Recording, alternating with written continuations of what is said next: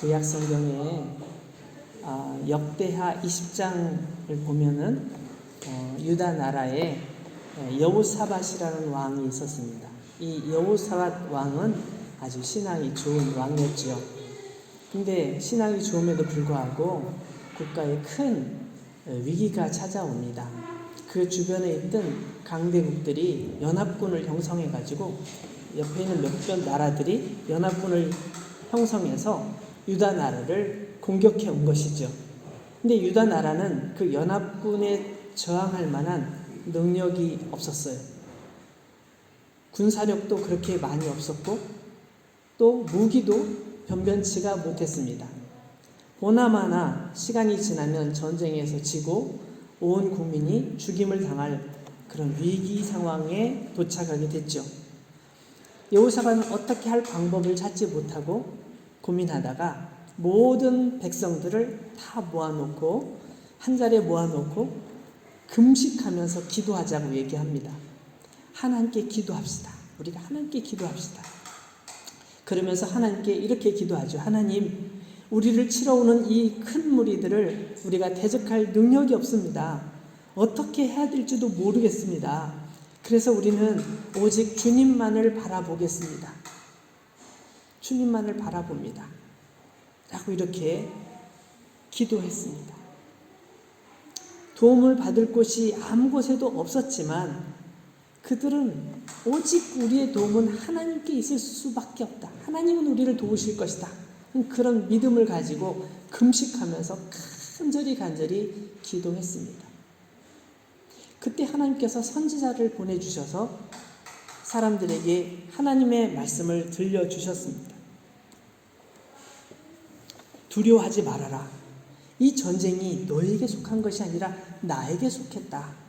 내가 이 전쟁을 치를 것이니까 너희들은 두려워하지 마라. 이 전쟁에는 너희가 싸울 필요가 없으니 너희는 두려워하지 말고 전쟁터에 나가서 너희와 함께 하시는 하나님께서 어떻게 하시는지를 가만히 봐라.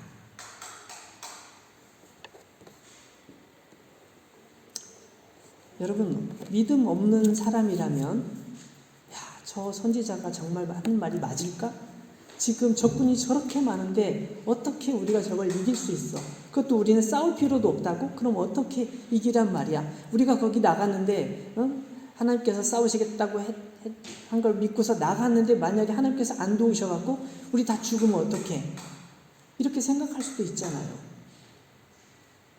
그때 어떻게 했을까요?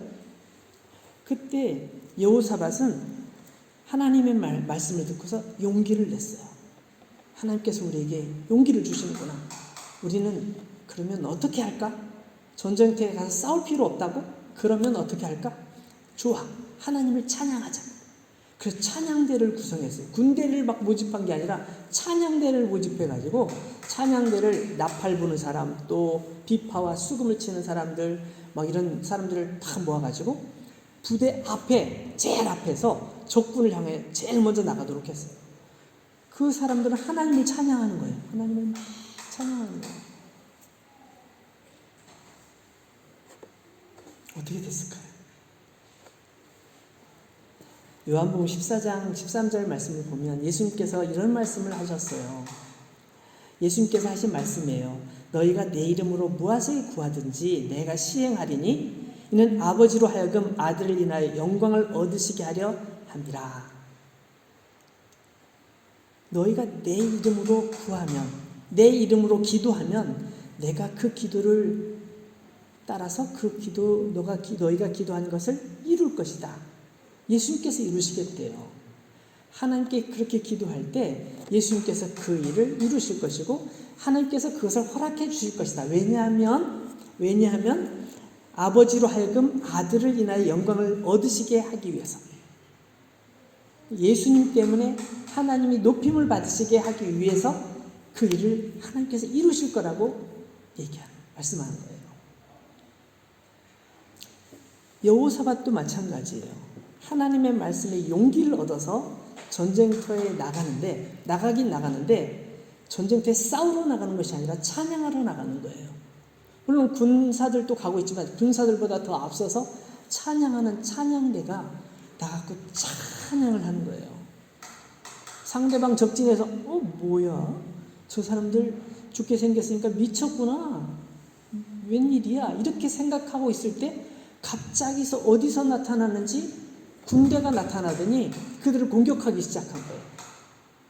어디서 온 어떤 군인인지도 몰라요. 복병이 숨어있던 몰래 숨어있던 군인이 탁 나타나는데 그 군대가 유다 군대가 아니에요.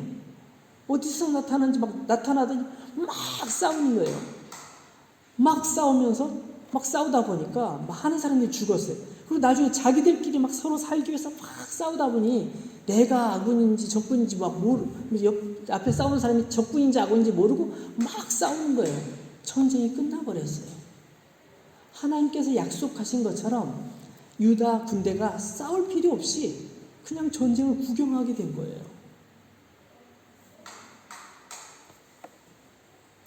여러분, 하나님을 의지하고 하나님이 나의 도움이시다. 하나님만이 나의 힘이시다. 하나님만이 나의 기쁨이시다. 이런 것을 마음속으로 확 믿어버리는 사람은 그대로 되더라고요.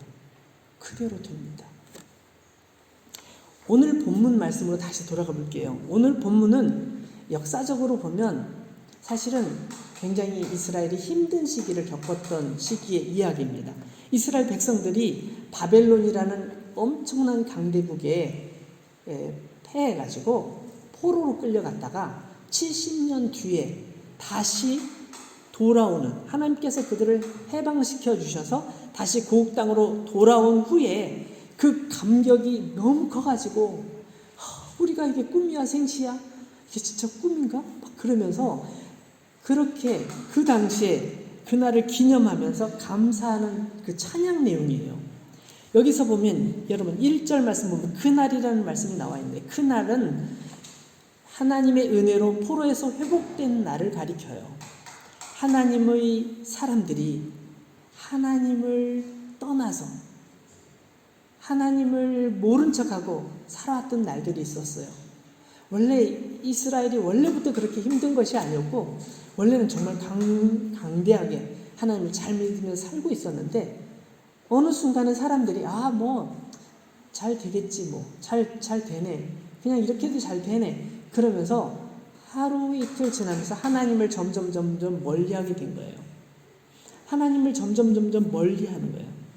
그래서 다른 나라 사람들이 어떻게 하나 보니까 커다란 신을 만들어 놓고 거기에 신 앞에 경배를 하는데 너무 그 신이 위대해 보이는 거예요.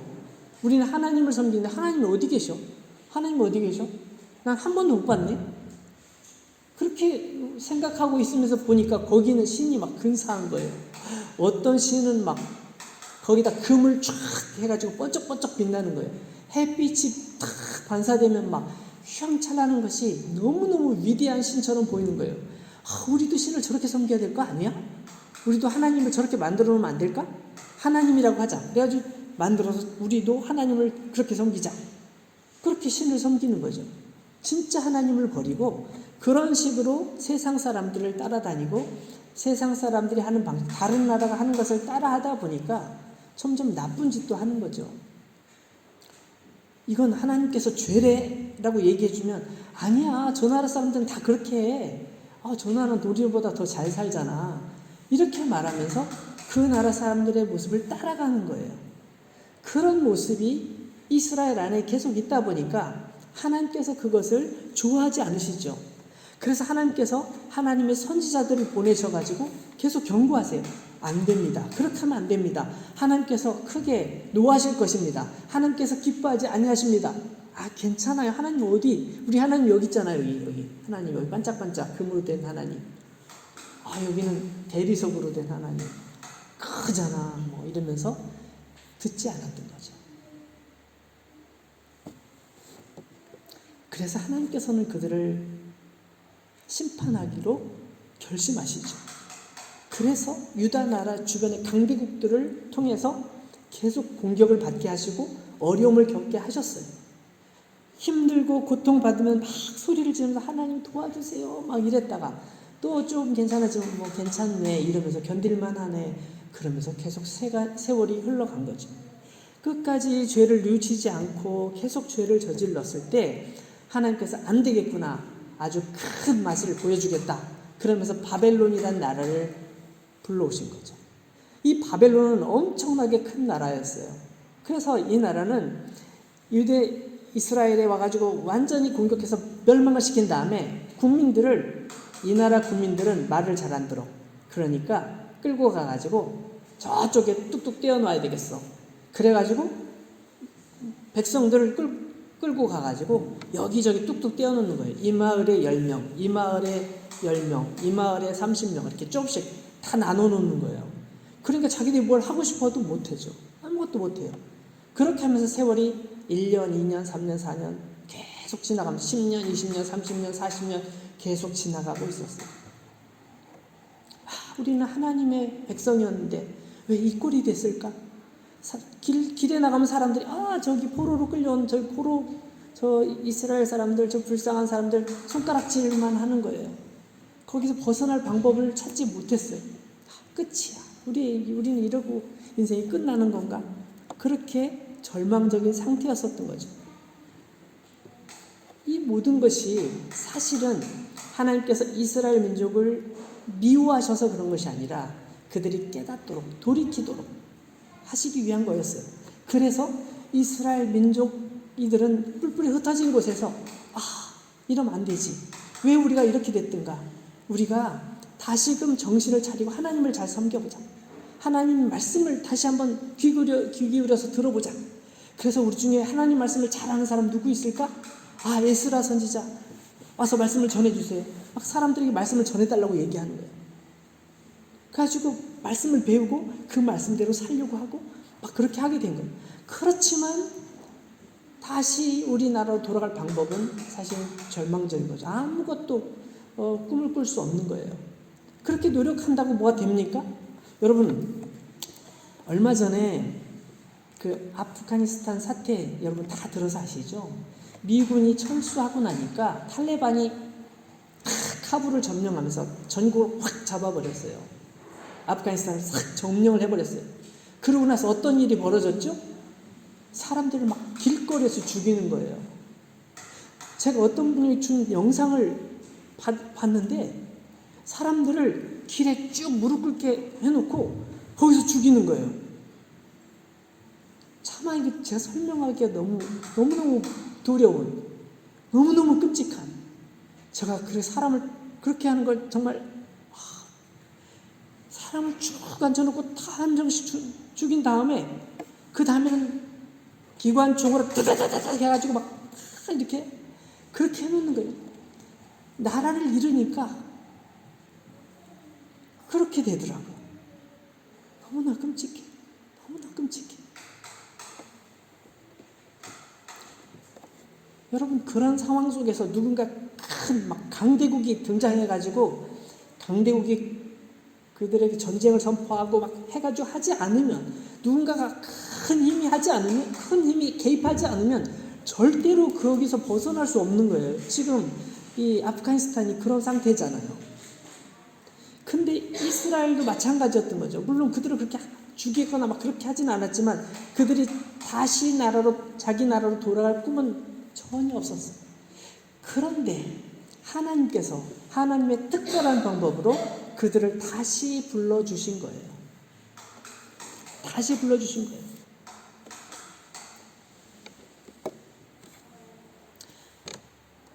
여러분, 야고보서 5장 13절 말씀에 보니까 이런 표현이 있어요. 이런 말씀이 있어요. 너희 중에 고난 당하는 자가 있느냐? 그는 기도할 것이요. 즐거워하는 자가 있느냐? 그는 찬송할지니라. 여러분, 고난 당합니까? 너무 힘듭니까? 그럼 어떻게 하라고요? 기도하라고. 너희 중에 고난 당하는 자가 있느냐? 그는 기도할 것이. 여러분, 기도는 뭐예요? 하나님께 우리의 사정을 말씀드리는 거예요. 하나님, 제가 지금 이런 상황인데 이게 어찌된 일일까요? 제가 혹시 뭘 잘못했나요? 혹시 제가 해결할 방법은 뭐가 있을까요? 하나님께 구하는 거예요. 다른 누구에게 구하는 것이 아니라 하나님께 구하는 거죠. 그렇게 하나님께 기도하라고 야고보 사도는 우리에게 가르쳐줘요. 우리가 하나님께 기도하면 하나님께서 들으시고 하나님께서 방법을 주신다고 성경은 가르쳐주고 있습니다. 이스라엘 민족이 그렇게 고난 중에서 기도할 때 하나님께서 그 기도를 들으시고 하나님의 특별한 방법으로 그들을 다시 보내주십니다. 여러분, 이 이사야서를 쭉 읽어보면 5장이나 또 9장, 10장 이 앞에 부분을 보면요, 그 주제가, 장의 주제가 뭐냐면 이스라엘을 향한 하나님의 진노하심이었어요. 하나님의 무시무시한 형벌, 심판 뭐 이런 것이 나와 있어서 읽기도 무서울 만큼 하나님께서 그런 무서운 벌들을 내리셨단 말이에요. 그런데 우리가 함께 읽은 오늘 말씀, 여기 12장 1절 말씀을 한번 보세요. 그날에 내가 말하기를 여호와여 주께서 전에는 내게 노하셨사오나, 전에는 노하셨사오나, 노하신 것이 옛날 얘기래요. 지금은 아니래요.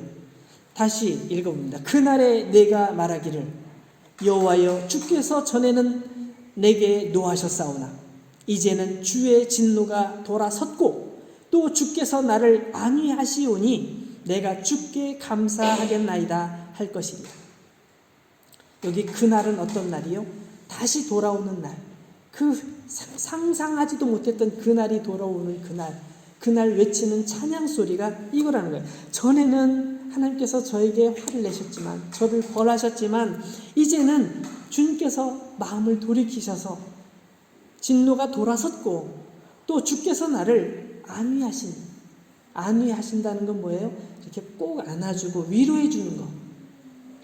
그동안 고생 많았지, 힘들었지, 정말 이제는 너가 다시 돌아와서 기쁘구나. 하나님께서 그들을 위로해 주시고 격려해 주시는 그것이, 그래서 내가 주께 감사하겠나이다 그렇게 말할 거라는 거죠. 하나님께서는 비록 불의는 미워하시지만, 죄에 대해서는 분노하시지만, 그 죄에서 불의에서 돌아설 때 하나님께서는 그를 위로하시고 회복시켜 주시고 온전케 해 주신다고 약속하고 있는 거예요. 그래서 하나님의 백성이 자신들의 죄와 잘못을 깨닫고 돌아설 때 이제는 내가 과거처럼 그렇게 살지 아니하고 이제 정결한 하나님의 사람이 돼야지. 하나님께서 기뻐하시는 사람이 돼야지. 과거의 모든 나쁜 것들을 이제 과거로 보내고 다시는 그와 같이 살지 말아야지. 예수님께서 나의 죄를 대신 갚아주셨는데 이제 내가 예수님의 은혜를 생각하면서 살아야지 라고 고백할 때, 돌아설 때 그에게는 새로운 기쁨과 은혜가 있는 것입니다. 예수님께서 그런 말씀을 하셨죠. 누가복음 15장 7절 말씀 보면 이런 표현이 있습니다. 내가 너희에게 이르노니 이와 같이 죄인 한 사람이 회개하면 하늘에서 회개할 것 없는 의인 99으로 말미암아 기뻐하는 것보다 더하리라. 여기 예수님께서 말씀하시는 한 사람이 회개하면 이란 뜻은 어떤 의미일까요? 회개라는 것은 자기 잘못을 고백하는 거예요. 근데 우리가 하나님 앞에 잘못을 고백할 때 가장 우리가 고백해야 될 첫 번째 죄는 뭐냐면 우리가 하나님을 의지하지 않은 것, 하나님을 믿지 못한 것, 하나님의 뜻대로 살지 못한 것, 그거예요. 하나님께서 우리에게 풍성한 은혜를 약속해 주셨음에도 불구하고 그것을 모른 척하고 그것을 거부하고 내 뜻대로 살았던 것, 그것이죠. 하나님, 저는 죄인입니다. 저는 문제가 많습니다. 저를 용서해 주시고 저를 회복시켜 주시옵소서. 이렇게 고백하고 하나님 앞에 나아갈 때 하나님께서는 그 사람을 붙드시고 그 사람에게 새롭게 하시고 온전케 하신다고 성경은 말씀하고 있습니다.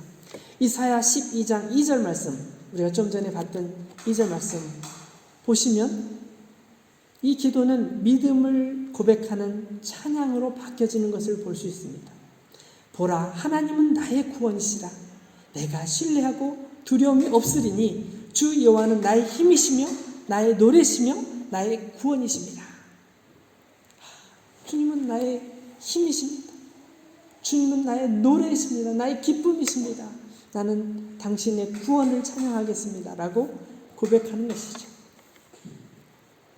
그래서 그 뒤에 보면 구원의 우물들에서 물을 기를 것이고 내가 사람들에게 만방의 모든 사람들에게 이것을 이야기할 거라고 전해줄 거라고 막 얘기하는 것을 볼 수 있습니다.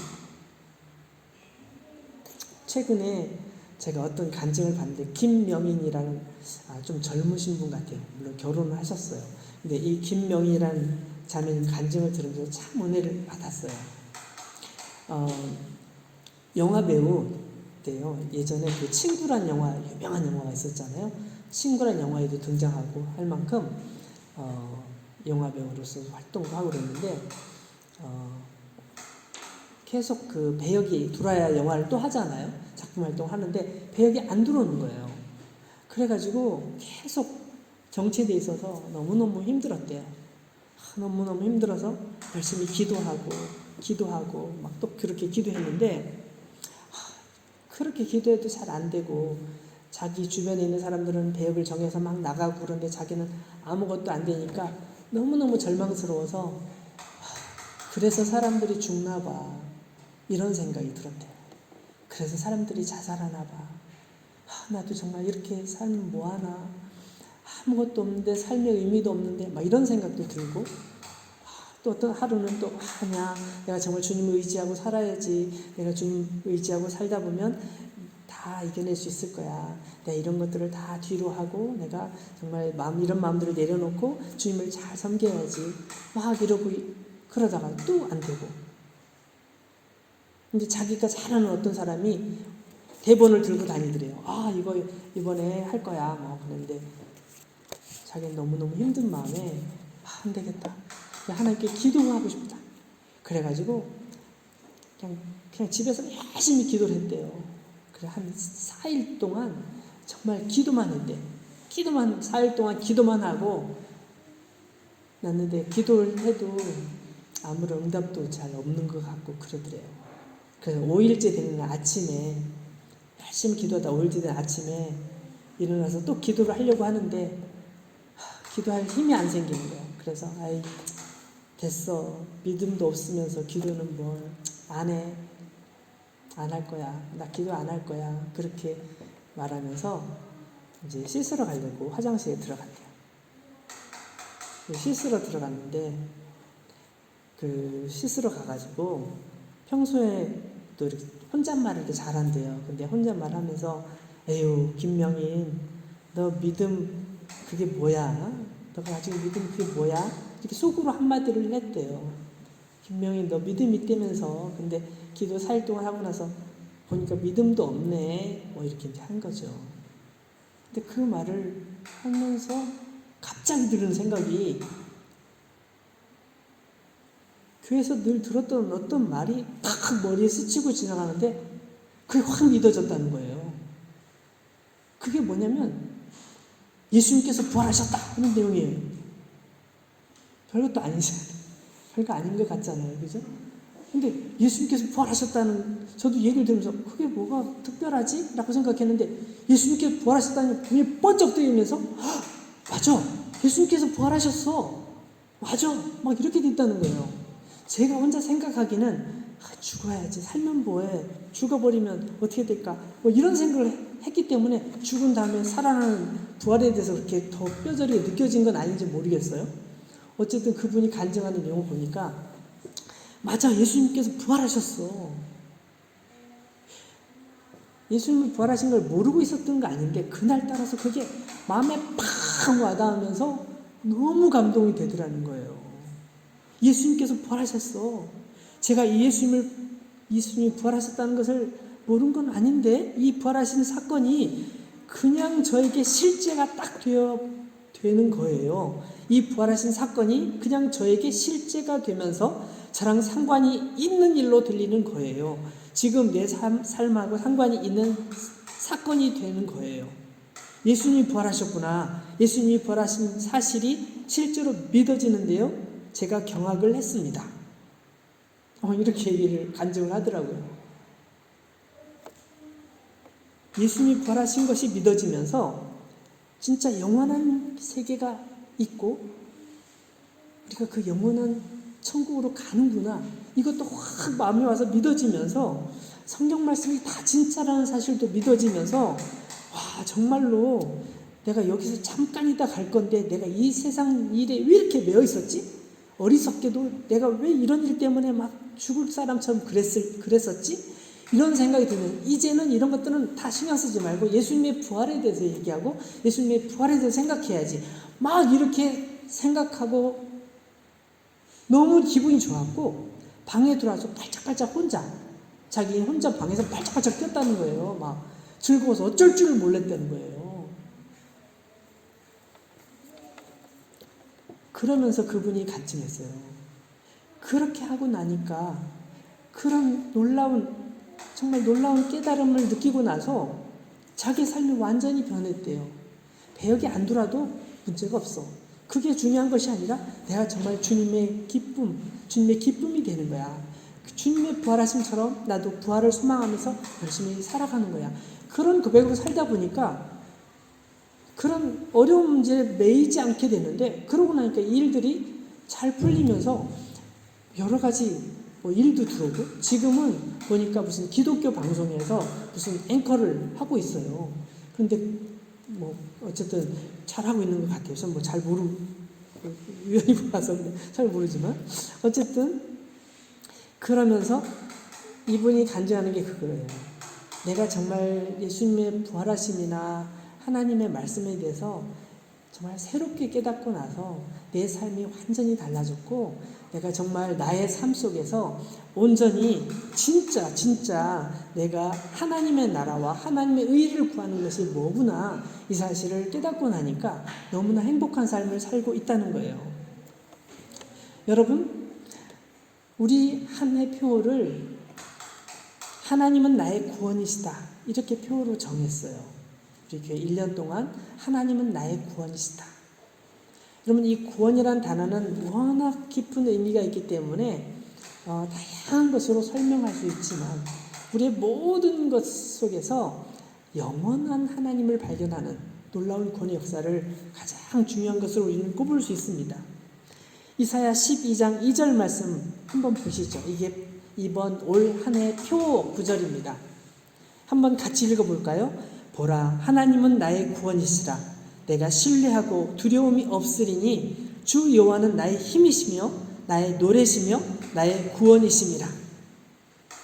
여러분, 우리가 하나님의 말씀을 들을 때, 하나님 말씀 읽을 때 그 말씀이 그냥 평범하게 느껴지는 것은 그 말씀이 우리의 마음속 깊이 와서 닿지 않기 때문에 그렇죠. 이 말씀이 맞아, 하나님은 나의 구원이시지, 내가 그분을 신뢰하고 내가 그분을 의지하고 그분을 따라가면 난 두려움이 없게 되지, 그분으로 인해서 나는 항상 나의 힘은 하나님이신 것을 나는 고백하고 나의 날마다의 노래, 기쁨, 나의 찬양이 될 거야. 나는 그분으로 인해 날마다 기뻐하고 나의 구원으로 인해서 나는 날마다 힘차게 살아갈 거야. 우리 모두가 그렇게 다짐했으면 좋겠습니다. 이제 2021년, 2022년 시작하는 첫 주인데요. 우리가 이 한 해 동안 줄기차게 하나님은 나의 구원이시다, 하나님은 나의 구원이시다, 하나님은 나의 구원이시다, 이렇게 외치면서 그래, 이 상황을 내가 잘 극복해낼 거야. 하나님을 의지함으로, 하나님께 기도함으로, 하나님과 동행함으로 이 모든 상황들을 이겨낼 거야. 그렇게 고백하는 저와 여러분들이 되었으면 좋겠습니다. 같이 기도하겠습니다.